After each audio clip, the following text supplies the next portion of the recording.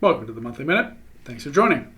For this month's video, I want to talk about time horizons and the importance of time horizons as it relates to investing.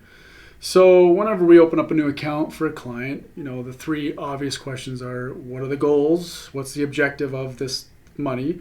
And what's the time horizon? And the time horizon is the most important because, as we all know, the equity markets as an asset class are inherently volatile, especially over the very short term.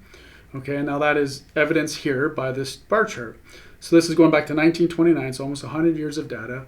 And it's as time horizons grow, the equity losses fall off. So what this is showing is saying on a one-day basis, there's a 46% chance of a negative return. On a one-month basis, there's a 38% chance of a negative return. On a one-year basis, there's a 25% chance of a negative return. And if your eyes follow down to the right, you can see that over a 10-year period, there's only now a 6% chance of a negative return. And to spin that positively, there's a 94% chance of a positive return. And it's the opposite of a casino in the sense that in a casino, the longer you're in that chair, the more likely the house is going to win, and that's what they want. However, if you're investing in the right places in the market, the longer you leave that money to grow, to compound on itself, the more likely you are to see a positive return. So time horizons matter. Let's say you have a purchase that's, you need a sum of money in 2 years or less.